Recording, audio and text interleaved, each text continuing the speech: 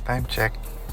Ang video po natin ngayon ay isang tutorial upang maturuan ang ating mga artists kung paano gumawa ng easy stencils using Gemini AI.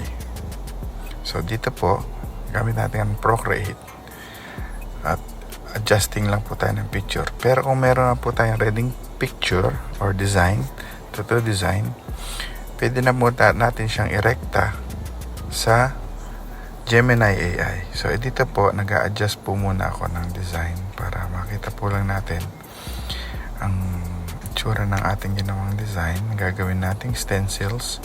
So, dito po sa part na to ay save po natin siya as a JPEG sa ating library. At po muna tayo. Punta tayo sa ating Gemini AI sa Google.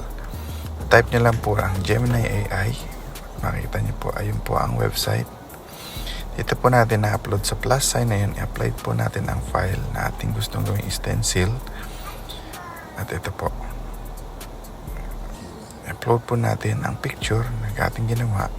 So, upload. At lalagyan po natin ng caption na ayun po, nilagay po natin. So, nilagay ko po dyan ay make this picture a stencil or a tattoo stencil. After this, wait lang po natin i-generate ng Gemini AI ano po ang result ng ating stencils. Ito pong technique na to ay para sa mga nahihirapan magawa ng stencils, lalo na yung mga realism. So, dito po sa part na to, waiting po tayo na i-generate ng website ng Gemini AI ang ating stencils. At ayan na po siya. Click save at masasave na po siya sa picture natin as clear. As you can see, ayan na po siya. At ayan ang ating stencils at ito po ang result ng ating tattoo. Thank you.